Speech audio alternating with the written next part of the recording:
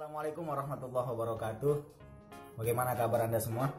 Ya, mudah-mudahan baik dan sama-sama baik kita. Kembali lagi pada channel kami yaitu Klinik Zain Production. Pada pembahasan kali ini kami akan membahas tentang alat-alat yang digunakan dalam berbekam serta fungsi-fungsi dari alat tersebut. Mau tahu bagaimana? Oke, mari. Ini namanya kotak cup ya. Kotak yang berisi dalamnya adalah cup. Dalam bahasa Thailand cup itu artinya baik. Dalam bahasa Inggris cup itu artinya gelas. Jadi kalau kita terjemahkan atau kita gabungkan jadinya gelas yang baik. Nah, inilah gelas yang baik itu untuk bekam. Ini yang merek Kangzu. Jadi dalam dunia perbekaman ada dua kotak seperti ini, yaitu merek Kangzu yang dari Cina dan satu lagi yang paling bagus adalah merek Samora dari Jepang. Jadi kita akan bahas tentang Kangzu, tapi tenang saja.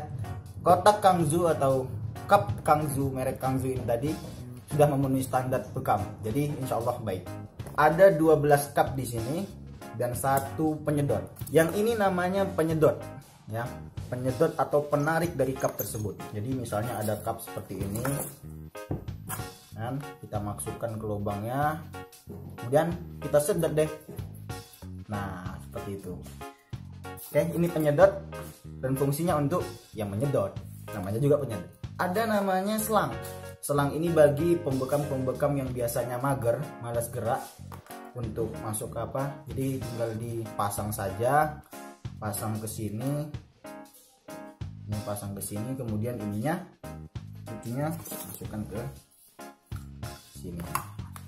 Nah, kemudian disedot lagi deh. Seperti itu. Ini supaya untuk jangkauan yang panjang saja. Nah, seperti itu. Kita masuk ke alat selanjutnya. Selain penyedot, ada 12 cup yang ada pada kotak ini. Ada cup yang paling besar, kan?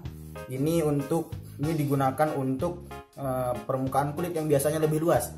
Orang-orang gendut, orang-orang gemuk biasanya kita pakai ini untuk berbekam, karena memang permukaan kulitnya luas. Nah, jika ada yang lebih kecil ini, kemudian ini lebih kecil lagi, ada yang lebih kecil, ada yang melengkung. Yang bentuknya melengkung seperti ini hanya digunakan untuk permukaan kulit yang memang tidak rata. Contohnya betis tidak rata. Dan ada yang lebih kecil. Nah, yang lebih kecil inilah kita gunakan untuk wajah atau permukaan kulit yang biasanya lebih kecil. Contohnya di sini, contoh di titik ini. Inilah pembahasan dari kotak ini. Setelah kotak Kangzu tersebut, ada dua kotak tambahannya. Nah, apa saja itu? Ini isinya adalah jarum. Walaupun kotaknya kayak kotak pil, tapi ini isinya jarum. Jarum untuk bekam. Ini adalah yang ukuran 21, ini adalah yang ukuran 228. Apa bedanya? Yang ukuran 21 seperti ini bentuknya. Biasanya bentuk jarumnya itu lebih besar. Ya.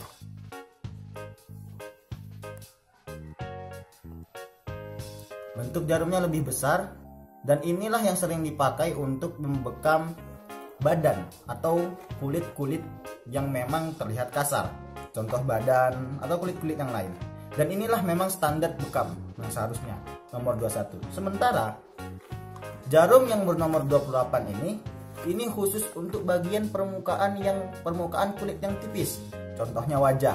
Jadi kalau jika ingin berbekam di bagian wajah maka harus menggunakan jarum ini. Bentuk jarumnya lebih tipis, lihat. Kalau nggak nampak berarti tipis sekali. Nah, oke. Jadi inilah perbedaan dua jarum tersebut. Nah, jadi harus dibedakan. Kalau kiranya Anda berbekam di bagian wajah kemudian memakai yang ukuran 21, maka bisa dipastikan wajah Anda akan luka. Oke, seperti itu. Nah, ini adalah jarumnya. Nah, kemudian bagaimana cara menusukkan jarum-jarum tersebut ke kulit? Ini adalah pena. Ingat, walaupun ini adalah pena tapi tidak bisa untuk menulis. Oke? Apalagi menulis kaligrafi karena ini bukan pena hot. Oke. Jadi ini adalah pena yang mana akan kita tusukkan. Nah, jadi tusukkan begini melalui jarum tadi.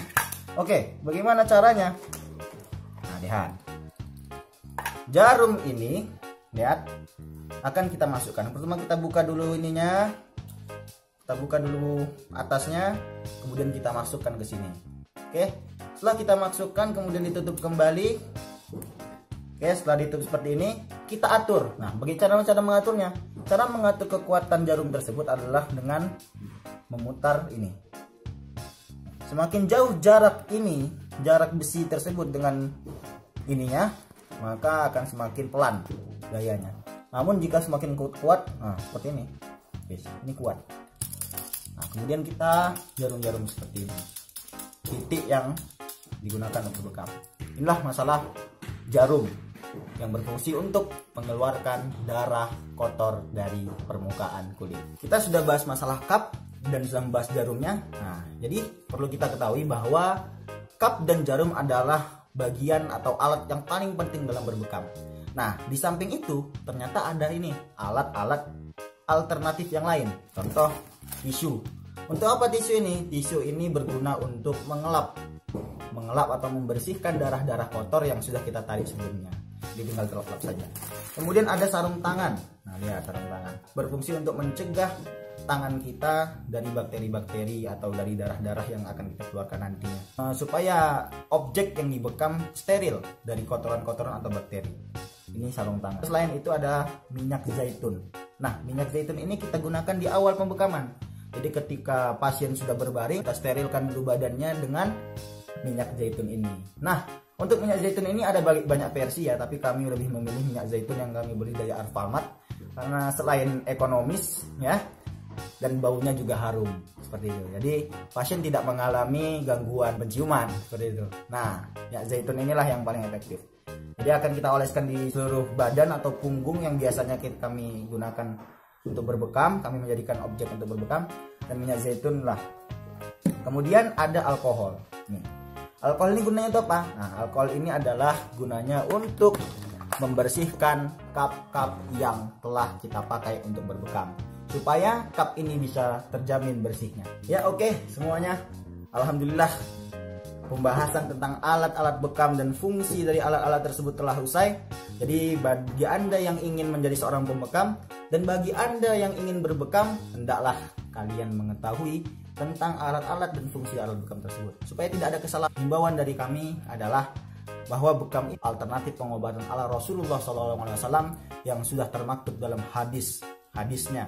Dan Rasulullah SAW juga menganjurkan melalui hadisnya tentang tata cara pengobatan bekam ini. Jadi tunggu apa lagi? Yuk buruan bekam. Hanya itulah yang dapat kami sampaikan. Jangan lupa subscribe channel ini ya, subscribe supaya apa? Supaya jangan ketinggalan mengikuti video-video kami yang lainnya. Semoga bermanfaat. Mohon maaf jika ada kesalahan. Assalamualaikum warahmatullahi wabarakatuh.